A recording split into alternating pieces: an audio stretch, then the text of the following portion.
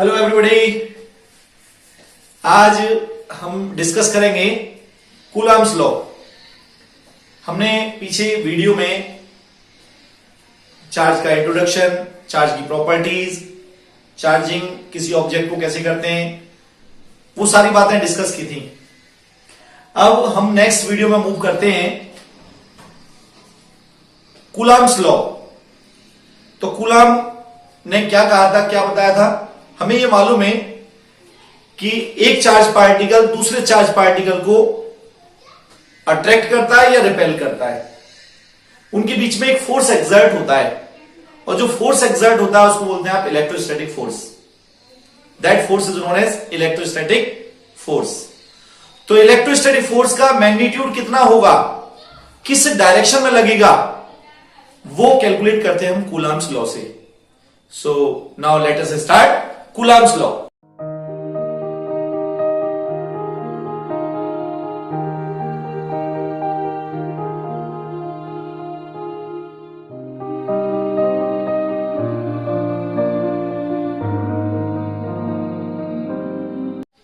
According to Coulomb's law, the electrostatic force between two stationary point charges,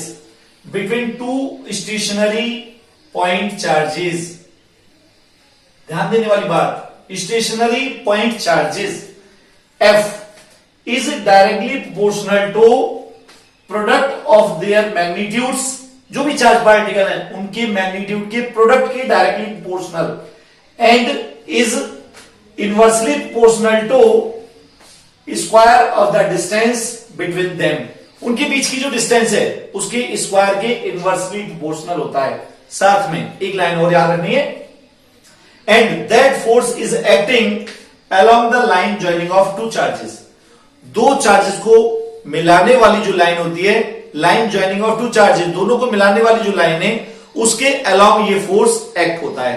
okay, so let us suppose there are 2 point charges Q1 and Q2. Q1 and Q2. They are placed at a distance small r at A and B points. There are 2 point charges Q1 and Q2. They are placed at a distance r.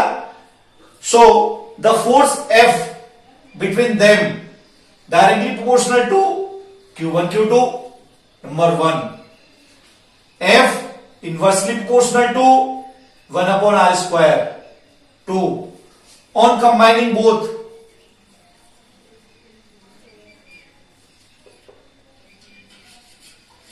F proportional to Q1 Q2 upon r square.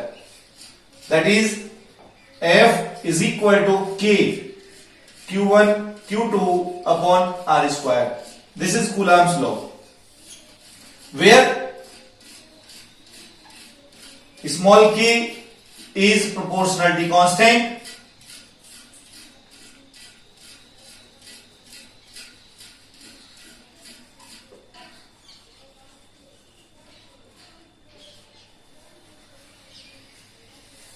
and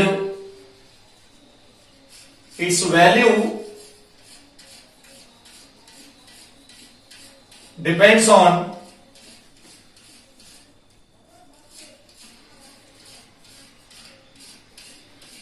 system of units and presence of medium.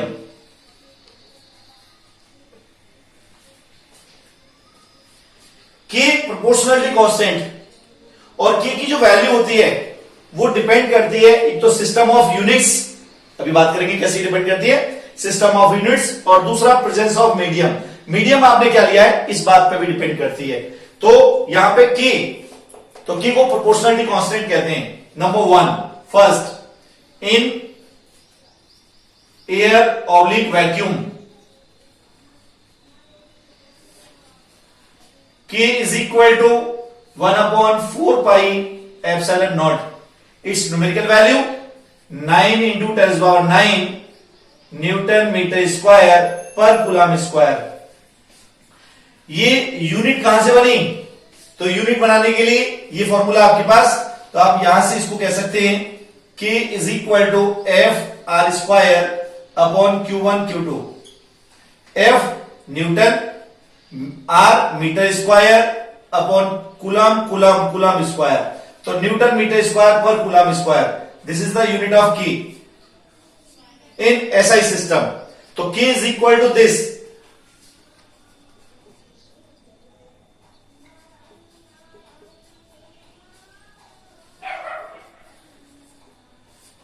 In SI system K is equal to 1/4 pi epsilon naught और इसकी numerical value 9 × 10⁹ newton metre square पर coulomb square.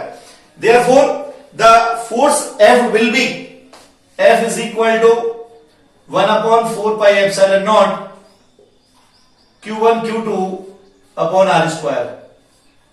It is in air of a vacuum in SI system. Number 2, in CGS system,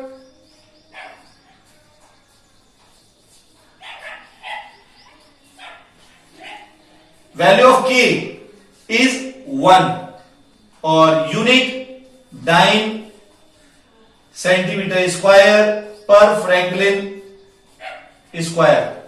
So formula F is equal to 1 into Q1 Q2 upon R square. F is equal to Q1 Q2 upon R square. This is in CGS system. In CGS system, F is equal to Q1 Q2 upon R square. Now in air oblique vacuum, air oblique vacuum में बात किया हमने. अब किसी medium में, अगर medium में हो तो क्या होगा?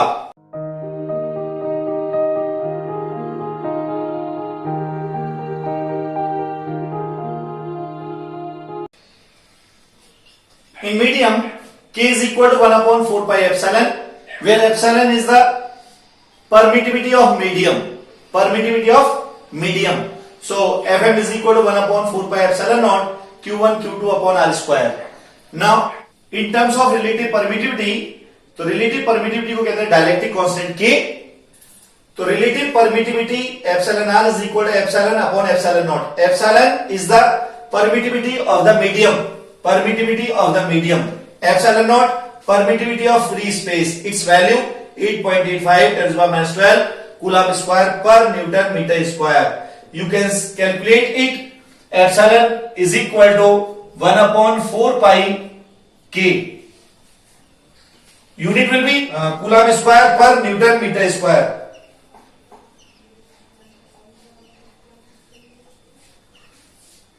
Its value 1/4 pi into 9 into 10⁻9. Then it is 8.85 into 10⁻12 coulomb square per Newton meter square. Okay. Now if we want to calculate dimension formula of epsilon naught or dimension formula of K, then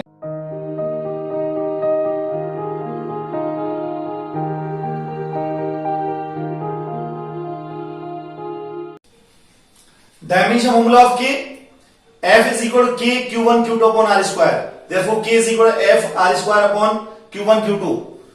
Unit Newton meter square पर coulomb square. And dimension formula F के लिए होता है mL/t-2 और R तो L square, R square के लिए L square. Q1 80 और Q2 80. Now calculate it. तो m1 L³ t-4 a-2. This is the dimension formula of K. Now calculate dimension formula of epsilon naught. Then calculate करेंगे तो K equal to 1/4 pi epsilon naught. तो epsilon naught is equal to 1/4 pi K. तो यहां पे 4 पाई की तो कोई unit होती नहीं है, ये तो unitless.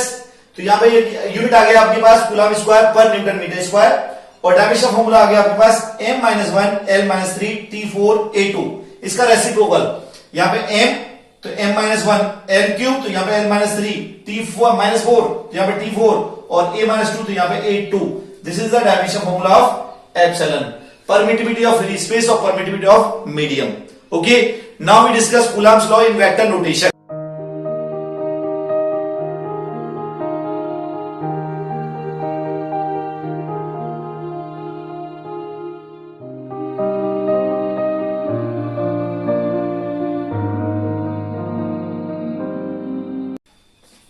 Coulomb's law in vector notation.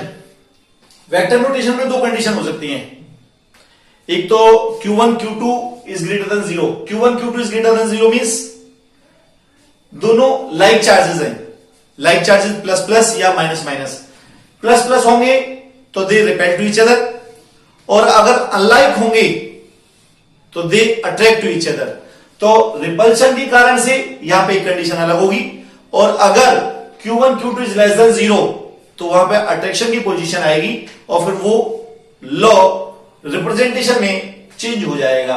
तो यहां पे first condition Q1 Q2 is greater than 0 के लिए, let us suppose there are 2 point charges Q1 and Q2, their position vector with respect to O R1 vector and R2 vector respectively. So the force acting on charge Q1 due to charge Q2 is F12 vector, and the force on charge Q2 due to charge Q1 is F21 vector. So force on charge Q1 due to charge Q2 F12 vector, force on charge Q2 due to charge Q1 F21 vector. यहां पे अगर Q1 पे बात करूं मैं तो Q1 charge particle को Q2 इधर रिपेल करेगा along the line joining of two charges, दोनों चार्जेस को मिलाने वाली लाइन के along, दोनों चार्जेस को मिलाने वाली लाइन के along। तो यहां पे Q1 पे बात कर रहा हूं तो ये Q2 वाला तो इधर रिपेल करेगा और Q1 वाला Q2 को इधर रिपेल करेगा। तो these are the direction, तो इसको कहेंगे F12 और दिस इज F21। तो यहां पे कई बार हम इस डिस्प्लेसमेंट वेक्टर को रिप्रेजेंट करना होता है, तो डिस्प्लेसमेंट वेक्टर को कहेंगे Q1 से Q2 की डायरेक्शन में ये वाला। तो यहां पे आप इसको बोलेंगे R21 वेक्टर, ये डायरेक्शन Q1 से Q2 की R21 वेक्टर। और अगर 2 से 1 की डायरेक्शन ले रहे होते हम यहां पे ये वाली डायरेक्शन, तो कहते R12 वेक्टर। इसको कई बार आप लोग गलत तरीके से याद कर लेते हैं कि Q1 से Q2 की तरफ है तो इसलिए R12 हो गया, 1 से 2 की तरफ 12 हो गया, 2 से 1 की तरफ है तो 2 से 1 है तो 21 हो गया, 1 से 2 है। ध्यान करना है ऐसे कि अगर 2 1 लिखा है तो पोजीशन वेक्टर या displacement vector of charge Q2 with respect to Q1, और अगर हमें यहां पे ये डायरेक्शन चाहिए तो displacement vector of Q1 with respect to Q2, ऐसे लिखना होता है इसको। तो मैं लिख देता हूं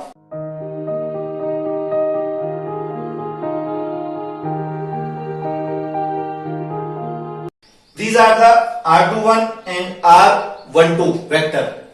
So now calculate force. Force on charge Q2 due to charge Q1, F21 vector is equal to K Q1 Q2 upon R square R21 cap. R21 cap, ये force to 1, force on 2 due to 1, this is the direction. So इस direction में unit vector क्या है? Unit vector जो direction को represent करता है तो वो लेंगे आप यहां पे 21 कैप, 21 सेम डायरेक्शन के लिए 21, तो R21 कैप ये आपके पास आएगा R21 cap. This is number 1। You may write also here F21 vector is equal to K Q1 Q2 upon R square R21 vector upon mod R21। अब यहां पे ये 21 लिखें या नहीं लिखें बराबर है, कोई प्रॉब्लम नहीं है। क्यों? क्योंकि यहां से Q1 से Q2 की जो डिस्टेंस है R21 और R12 केवल डायरेक्शन डिफर है, डायरेक्शन अपोजिट है, बाकी मैग्नीट्यूड तो सेम है, इक्वल है। ये यहां पे मैग्नीट्यूड है तो 21 आप लिखें नहीं लिखें वो कोई प्रॉब्लम नहीं है। यहां पे मैग्नीट्यूड की फॉर्म में जब आप लिखते हैं डायरेक्शन के लिए तो लिखना पड़ेगा, डायरेक्शन अगर है तो Q12 या R12 या R21 ये रिप्रेजेंटेशन में आएंगे, देना ही होगा। लेकिन अगर मैग्नीट्यूड की बात आती है तो R21 लिखें, R12 लिखें या सिंपल R लिख दे, no problem. This is the distance between them R। So F21 vector is equal to K Q1 Q2 upon R cube into R21 vector.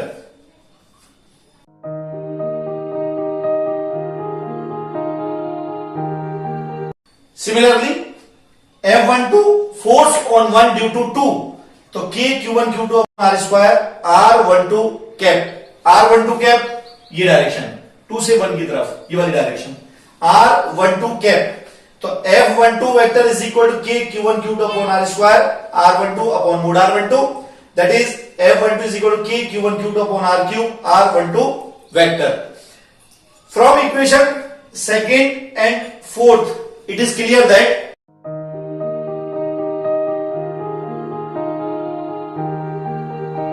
from equation 4 F12 is equal to K Q1 Q2 upon R cube R12 vector.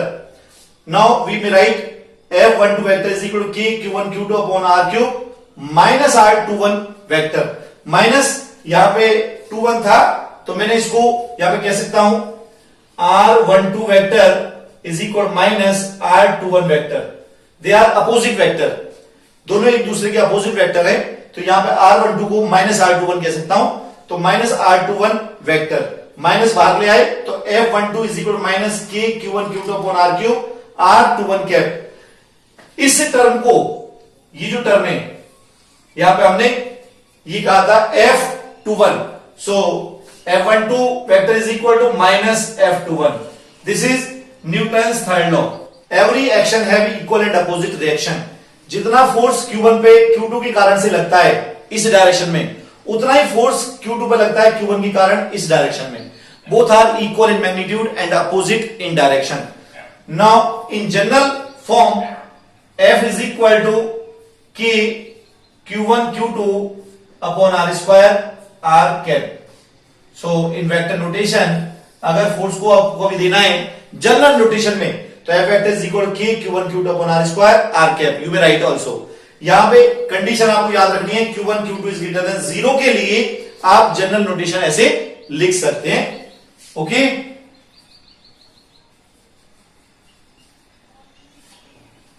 Now some important points.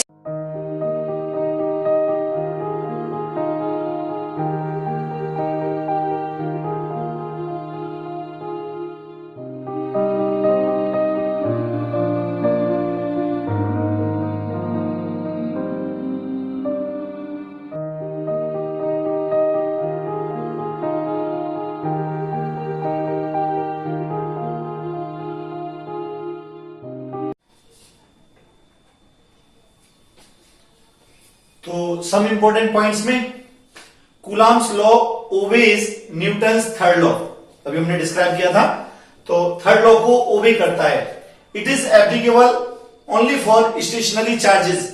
हमने starting में लिखा था stationery charges के लिए applicable होगा, तो मन में चल रहा होगा क्यों, रीजन। तो स्टेशनरी चार्जेस के लिए क्यों एप्लीकेबल होता है, क्योंकि जब चार्ज पार्टिकल मोशन में होते हैं, तो पीछे मैंने लास्ट वीडियो में डिस्कस किया था कि चार्ज पार्टिकल अगर मोशन में होगा तो मैग्नेटिक फील्ड भी क्रिएट करेगा, और जहां पे मैग्नेटिक फील्ड क्रिएट करता है तो वहां पे मैग्नेटिक फोर्स भी उस पर लगने लग जाता है। तो वहां पे नेट फोर्स फिर इससे कैलकुलेट नहीं कर सकते, नेट फोर्स वहां पे लॉरेंज फोर्स के इक्वल होगा। तो यहां पे आप ये कहेंगे it is applicable only for stationary charges. Stationary charges के लिए कूलम्स लॉ को अप्लाई करते हैं। Now it is applicable only for point charges. Point charges के लिए अप्लाई करते हैं, पॉइंट चार्जेस के लिए एप्लीकेबल होता है। फिर भी हम इसको यूज कर सकते हैं चार्ज डिस्ट्रीब्यूशन के लिए, चार्ज डिस्ट्रीब्यूशन के लिए भी इसको यूज किया जा सकता है, और वो हम नेक्स्ट टॉपिक में, नेक्स्ट चैप्टर में जब हम आगे बढ़ेंगे तब हम इसको भी बताएंगे कि चार्ज डिस्ट्रीब्यूशन के लिए कैसे इसको यूज करेंगे। Okay, now it obeys inverse square law. Inverse square law क्या होता है, जो डिस्टेंस के स्क्वायर के इनवर्सली प्रोपोर्शनल होता है उसको बोलते हैं इनवर्स स्क्वायर लॉ। तो यहां पे ये डिस्टेंस के स्क्वायर के इनवर्सली प्रोपोर्शनल था, तो आप कहेंगे ये ओबे करता है इनवर्स स्क्वायर लॉ को। Next, it is conservative in nature, यानी इलेक्ट्रोस्टैटिक फोर्स जो होता है वो कंजर्वेटिव फोर्स होता है, कंजर्वेटिव नेचर है इसकी। Next, the coulomb force between 2 point charges does not affect in the presence of another charges. अगर 2 पॉइंट चार्जेस के बीच में आप इलेक्ट्रोस्टैटिक फोर्स कैलकुलेट कर रहे हैं और उनके बीच में कोई थर्ड चार्ज पार्टिकल रख दिया जाए, तो उन दोनों के बीच में तो फोर्स उतना ही रहेगा। अगर यहां पे ये एक चार्ज पार्टिकल, दूसरा चार्ज पार्टिकल ये है, यहां पे Q1 और ये Q2, मैंने इन दोनों के बीच में फोर्स कैलकुलेट करना है, और यहां पे मान लो कोई थर्ड चार्ज पार्टिकल रख दिया Q, तो इन दोनों के बीच में चार्ज पार्टिकल ये जो आपने लिए Q1 और Q2, इनके बीच में फोर्स इस थर्ड वाले से अफेक्ट नहीं होगा। इन दोनों के बीच में तो वही फोर्स होगा जो पहले से लग रहा था। Okay, now next, it obeys principle of superposition. Principle of superposition क्या होता है? वेक्टर सम, अभी आगे डिस्कस करेंगे प्रिंसिपल ऑफ सुपरपोजिशन क्या होता है। ठीक है, तो next, Coulomb force is applicable for the distance 10⁻15 metre is less than r is less than some kilometres. इसका मतलब हुआ कि ये जो कूलम्ब फोर्स होता है या इलेक्ट्रोस्टैटिक फोर्स होता है, ये 10⁻15 मीटर से शुरू होकर के और सम किलोमीटर्स तक एप्लीकेबल होता है। 10⁻15 मीटर पे अप्लाई नहीं होगा। क्यों? रीजन कि वहां पर नेचर का स्ट्रॉन्गेस्ट फोर्स, जिसको कहते हैं हम न्यूक्लियर फोर्स, तो न्यूक्लियर फोर्स एग्जर्ट होने लग जाता है, इसलिए उस वैल्यू के लिए ये अप्लाई नहीं किया जा सकता। In other words, it is not applicable for the distance 10⁻15 metre. इस डिस्टेंस के लिए अप्लाई नहीं होगा। इससे ज्यादा और सम किलोमीटर से कम, यानी सम किलोमीटर तक इसको अप्लाई कर सकते हैं। This is the some important points. Now एक मोस्ट इंपॉर्टेंट बात,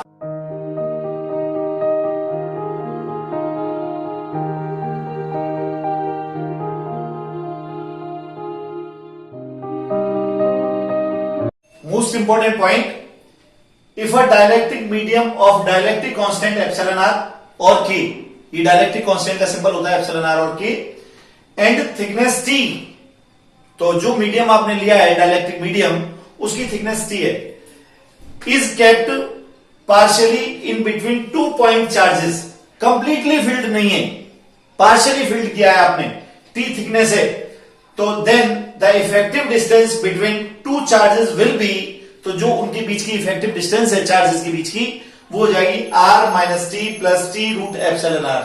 क्योंकि t, ये तो मीडियम आपने प्लेस कर ही दिया, तो ये माइनस कर दिया, और t की वैल्यू मीडियम के लिए इसकी इक्विवेलेंट होती है, तो यहां पे आपके पास effective value r minus T plus T root epsilon r होगी। इन दैट कंडीशन उसकी वैल्यू ये कैलकुलेट होगी, f is equal to 1/4 pi epsilon naught q1 q2 upon r minus T plus T root epsilon r whole square, q1 q2 upon r square. तो r की जगह पे आपको ये place करना है। ओके, तो this is the Coulomb's law in vector notation और इसके कुछ इंपॉर्टेंट पॉइंट्स। तो ये तो कंप्लीट हुआ। अब नेक्स्ट वीडियो में हम पढ़ेंगे सुपरपोजिशन प्रिंसिपल और इसके कुछ एग्जांपल्स। ठीक है, तब तक थैंक यू। ओके।